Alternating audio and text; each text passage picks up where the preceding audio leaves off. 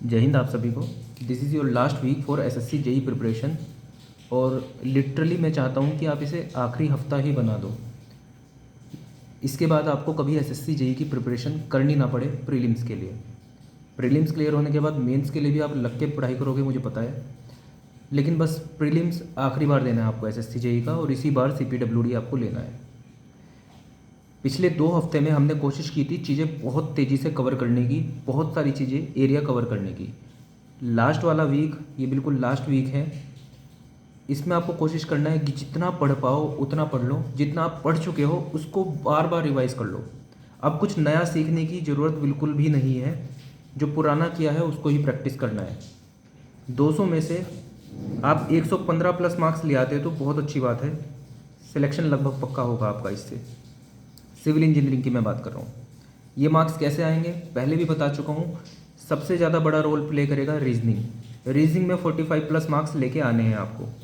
अब जिसके मार्क्स बहुत कम आ रहे हैं, इस हफ्ते आपको कोशिश करनी है 45 ना आए, लेकिन ज़्यादातर चीज़ें कवर हो सकती हैं। मतलब आपके अगर 25 मार्क्स आ रहे हैं तो इस हफ्ते के आखिरी तक, एग्ज़ाम से पहले तक आप 40 तक पहुंच सकते हो। ये कोई इम्पॉसिबल चीज़ नहीं है, लेकिन आपको इस चीज़ का ध्यान रखना होगा कि 25 से सीधा 40 पे नहीं पहुंचा जाएगा। 25 से 28 पे आओगे, 30 पे आओगे, 35 पे आओगे, इस तरह से ही चीज़ें होंगी और थोड़ा सा टाइम ज़्यादा देना पड़ेगा। अगर अभी मैं मानूँ आपके 20 नंबर रीजनिंग में आ रहे हैं और 10 नंबर जीके में आ रहे हैं, तो 20 से आप 40 पहुंच सकते हो रीजनिंग में एक हफ्ते में, लेकिन जीके में 10 से 20 पहुंचना बहुत बड़ी बात है, शायद 10 से कम भी आ जाए। तो जहाँ पर मेहनत कर सकते हो आखिर हफ्ते में, वहीं पर सबसे ज़्यादा मेहनत करनी है। अगर रीजनिंग में नंबर कम आ रहे हैं तो सारी मेहनत लगा देनी है रीजनिंग पे। अगर 20-25 मार्क्स आ रहे हैं, 40 प्लस आ सकते हैं, और जिसके 45 आ रहे हैं, 40 आ रहे हैं, उसको मेंटेन करना है, 45 तक पहुंचना है। हाँ, एक चीज़ ध्यान रहे कि 45 नंबर आपके आ रहे हैं और आप सोच रहे हो 50 नंबर में ले आऊँ, और उसके लिए आप बिल्कुल ऐसे ऐसे क्वेश्चन ट्राई कर रहे हो कि मान लो आपको लगा कि कैलेंडर का क्वेश्चन एक आ सकता है, और उस कैलेंडर के लिए आपने पूरा दिन लगा दिया कैलेंडर के क्वेश्चन सीखने में, तो बिल्कुल वेस्ट ऑफ टाइम है। उस एक नंबर के लिए पूरा दिन खराब मत करो। 1-2 ट्रिक देखनी है वो देख लो, ज़्यादा टाइम ना वेस्ट हो आपका, कि मतलब एक ही टाइप के क्वेश्चन पे ज़्यादा टाइम वेस्ट नहीं करना है कि कैलेंडर का आएगा तो एक क्वेश्चन आ जाएगा। तो इन चीज़ों का ध्यान रखना है। ऐसा नहीं करना है कि सिर्फ ट्रिक्स ही सीख रहे हो चीज़ों की और वो आना है एक क्वेश्चन।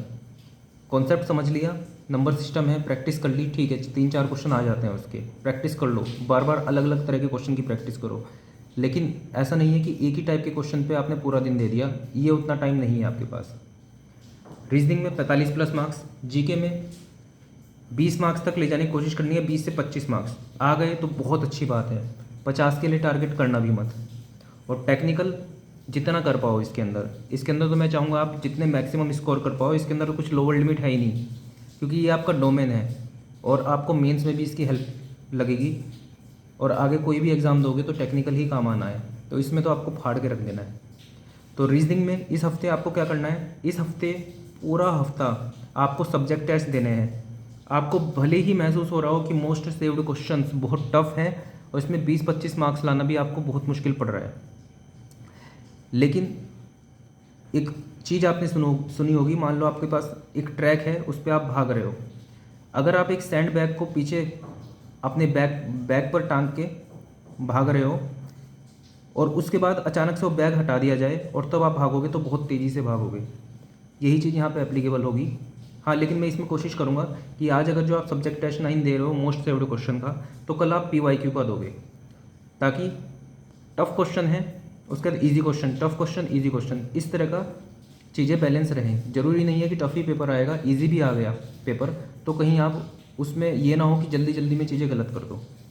तो आज मोस्ट सेव्ड क्वेश्चन का सब्जेक्ट टेस्ट 9 करोगे, और इस हफ्ते तो आपको 50-50 क्वेश्चन के सेट लगाने ही हैं हर दिन। इससे आप नहीं बच सकते, ये तो आपको करना ही है। तभी एग्ज़ाम वाले दिन जब आप बैठोगे और रीजनिंग का आप सेक्शन अटैम्प्ट कर रहे होंगे तो आपको महसूस होगा ये जो आपने सब्जेक्ट टेस्ट दिए हैं, 50-50 के क्वेश्चन सेट लगाए हैं, ये आपको कितनी हेल्प करेंगे, ये आपको एग्ज़ाम वाले दिन आपको महसूस होगा।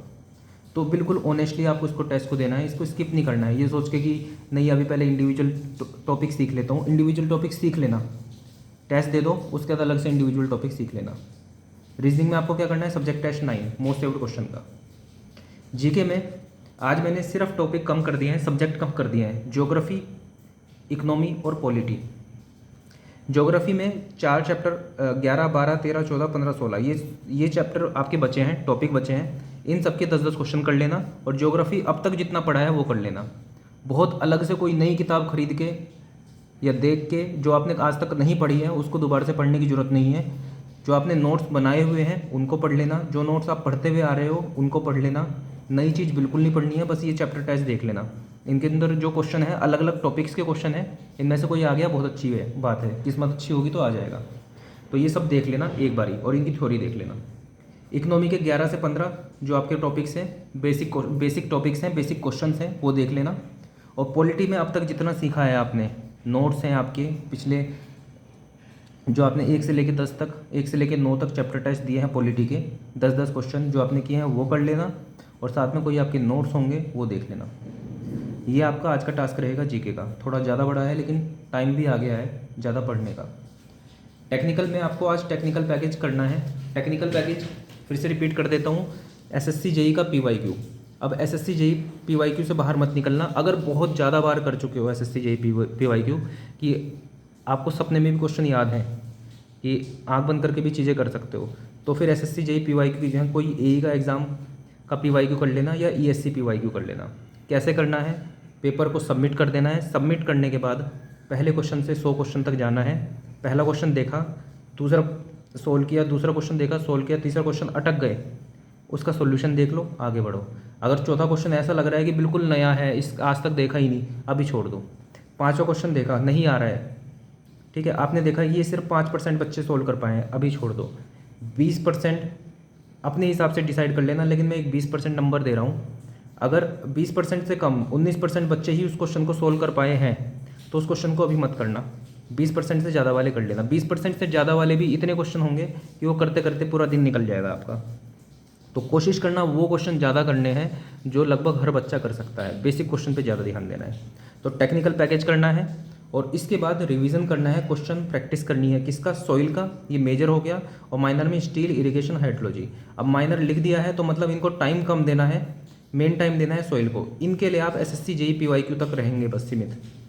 सॉइल में भी एसएससी जेई पीवाईक्यू तो करना ही है, इसके साथ साथ थोड़ा नोट्स देख लेना जो आपने अंडरलाइन कर रखे हैं कॉन्सेप्ट, या फिर फॉर्मूलेस जो आपके होंगे, जो नोट्स आपने बनाए हैं वो सब देख लेना, क्योंकि भर के क्वेश्चन आएंगे सॉइल से भी।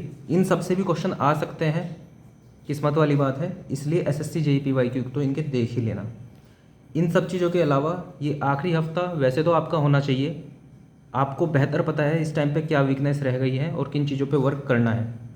तो अगर आपकी अपनी कोई स्ट्रेटजी है बिल्कुल उसको फॉलो करो और अपने हिसाब से चीज़ें करो। लेकिन अगर आपको ऐसा लग रहा है कि आपको आइडिया ही नहीं है क्या पढ़ना है, तब आप इन चीज़ों को फॉलो कर सकते हो। और फिर 100% ईमानदारी से फॉलो करना है। पूरा दिन निकल जाना चाहिए आपको ये फॉलो करने के लिए। सुबह उठना है, टास्क देखना है और बिल्कुल कुछ सोचना ही नहीं है और लग जाना है इन टास्क पे। तो इसी तरह से सिलेक्शन हो पाएगा।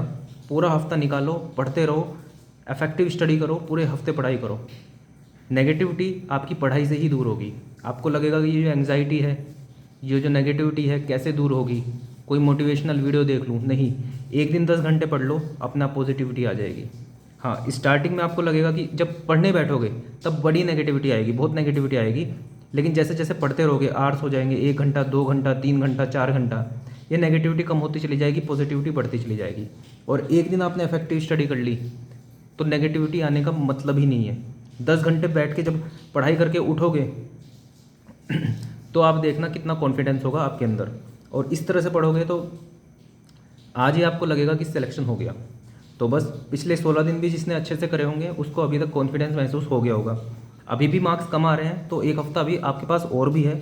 मान लो अभी आपके मार्क्स बहुत कम आ रहे हैं तो सिर्फ ये सोच के कि मार्क्स कम आ रहे हैं क्या करें क्या करें, करना सिर्फ यही है कि पढ़ना है। सिलेक्शन पढ़ने से ही होगा। क्वेश्चन प्रैक्टिस ज़्यादा करने पड़ेंगे। रीजनिंग में नंबर कम आ रहे हैं तो रीजनिंग के क्वेश्चन प्रैक्टिस करने पड़ेंगे। फुल टेस्ट में रीजनिंग के सब्जेक्ट्स, ये जो आपको सेक्शन टेस्ट दे रहा हूँ मैं 50 क्वेश्चन का, इसमें कम आ रहे हैं तो इंडिविजुअल टॉपिक्स को भी देखो। लेकिन ये भी करना जरूरी है क्योंकि टाइम बहुत मैटर करेगा रीजनिंग के सेक्शन में। 50 क्वेश्चन आपको करने हैं और तेज़ी से करने हैं ताकि बाकी सब में भी टाइम आप दे सको।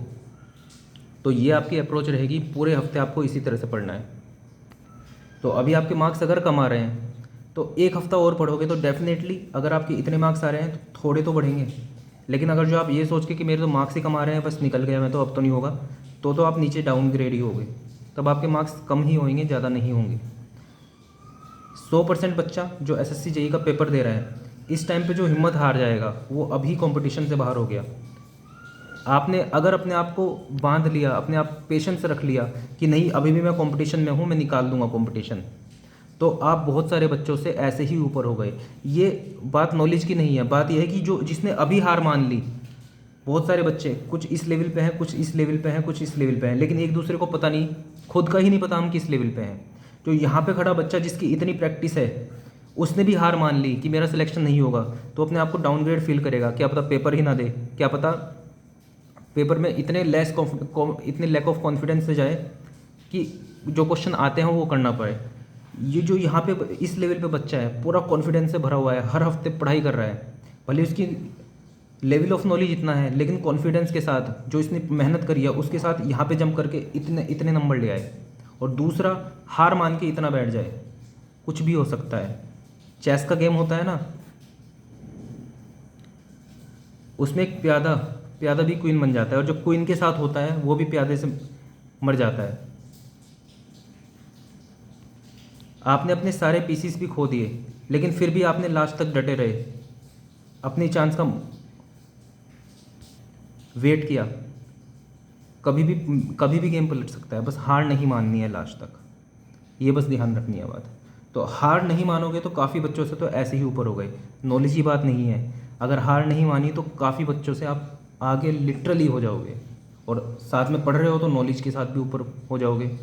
तो बस इस तरह से ध्यान रखना है चीज़ों को, पॉजिटिविटी रखनी है, सिलेक्शन 100% हो जाएगा। So that's all for this video. जय हिंद।